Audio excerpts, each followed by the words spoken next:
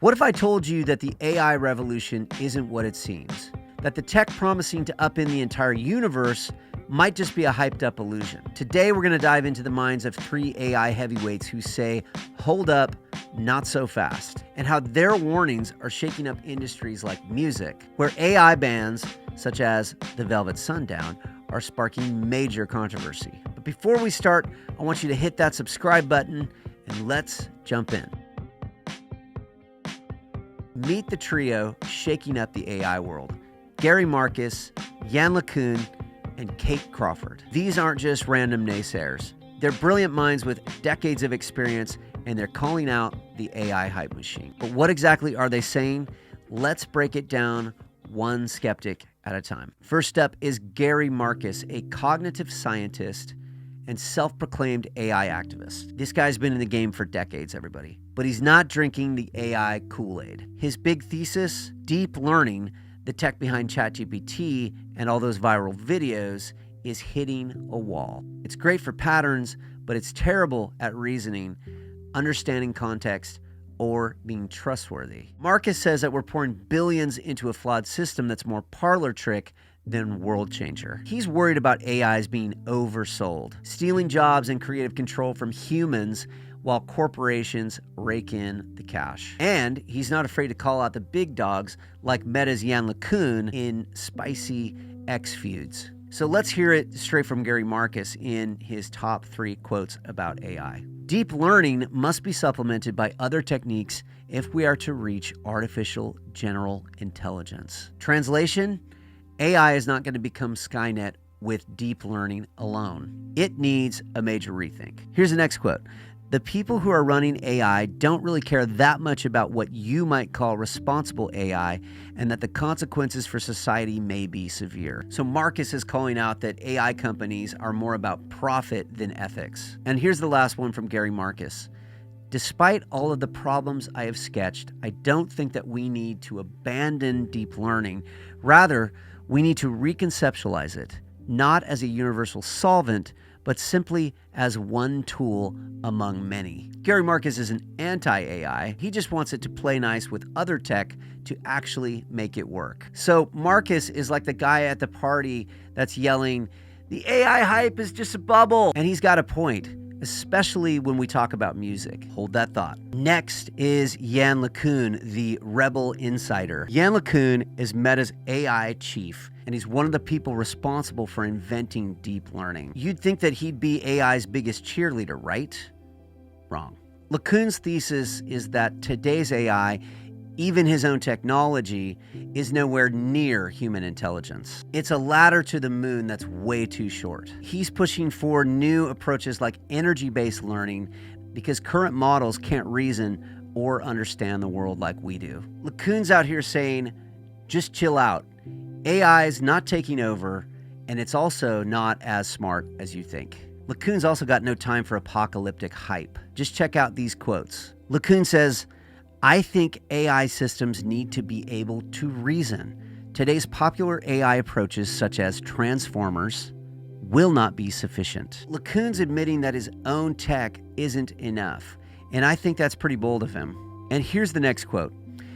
You have to take a step back and say, okay, we built this ladder, we want to go to the moon, and there's no way this ladder is going to get us there. I love this metaphor he's using. He's saying that we need rockets, not ladders. And number 3, current deep learning models may be a component of a future intelligent system, but I think it's missing essential pieces. Yann LeCun is doubling down here. He's saying that AI is just a piece of the puzzle, not the entire picture. LeCun's like the chef that invented the recipe, but is still saying, this needs more spice. And that spice matters when AI starts messing with music.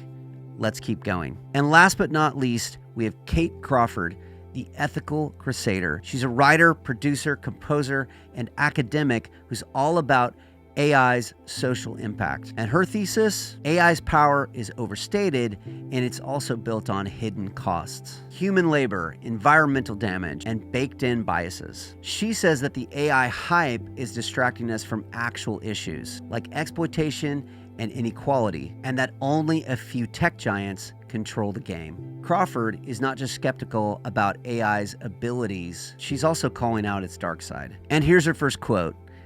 Who can afford to build something at this scale? Models like GPT-3 and DALL-E are built by a tiny handful of the world's largest tech companies. She's pointing out the power grab, and she essentially posits that AI is a rich kids club. Next quote.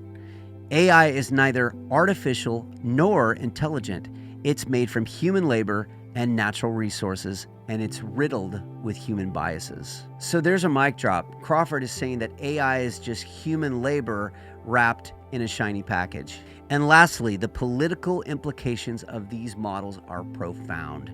Users experience the results, but are blindsided by how they work. She's warning us, AI is a black box, and we're all effectively in the dark. So what Crawford is doing is a lot like that scene in The Wizard of Oz where they begin to pull back the curtain. And that's exactly what's happening in the music industry right now. So let's connect the dots. Now let's talk about music.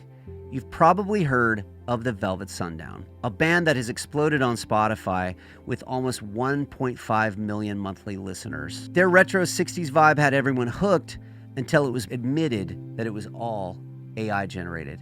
The music, the vocals, the band's photos, it's all fake and created with tools like Suno, guided by human creative direction. And let me tell you, the music creator community is not happy. There's been so many videos that have come out about this, and I've just been busy the last few weeks that I haven't had time to make one yet. So let's talk about the backlash, and let's tie it to our skeptics. Gary Marcus might say that the Velvet Sundown proves his point. AI is good at mimicking patterns, like classic rock or psychedelic riffs, but it lacks the soul and originality of actual, real artists. It's a cash grab, not art, and it's flooding platforms like Spotify, potentially drowning out real musicians. He'd likely argue that this is exactly the severe societal consequence he's been warning about. Yann LeCun would very likely roll his eyes about the hype around AI music. He'd likely say that these tools are just pattern generators, not intelligent creators. They can churn out catchy tunes, but they can't reason or innovate like a human songwriter. For LeCun, the Velvet Sundown's success shows AI's limits. It's a ladder, not a rocket. And Kate Crawford's take might well be the hardest hitting on this topic of AI and music. She would more than likely point out that the Velvet Sundown is an example of AI's hidden costs. Who's training these music models? Underpaid workers labeling data. What's the environmental toll? Massive energy use. And who's profiting? Big tech companies and major streaming platforms, not the artists whose work is being used to train these systems. Crawford might hypothetically say that this is about power. Spotify's algorithm pushing AI music while real artists lose royalties. Music legends like Nick Cave and Paul McCartney are sounding the alarm, demanding copyright laws to protect human creators. The Velvet Sundown's fake out, initially denying their AI roots, has fueled calls for transparency, like labeling AI music on Spotify. Industry insiders like Roberto Neri from the Ivers Academy say it's about trust. Listeners deserve to know what's human and what's not. This isn't just about one fake band. It's about the future of creativity. Will AI flood Spotify with soulless tracks, or can we use it ethically to amplify human art? Our skeptics, Gary Marcus, Yann LeCun, Kate Crawford, they're all saying that we need to rethink AI now. And I believe that we need to do that before it drowns out the music that we love. So where do we go from here? Gary Marcus wants AI to be one tool in the toolbox. Yann LeCun is dreaming of AI that reasons, not just mimics. Kate Crawford is pushing for ethical guardrails that protect artists and listeners. The Velvet Sundown saga shows that we are at a crossroads. Will AI music become a creative spark or a corporate cash cow that kills authenticity? And I want to know what you think. Should Spotify be labeling AI music? Is the Velvet Sundown art or is it a scam? Drop your thoughts in the comments below.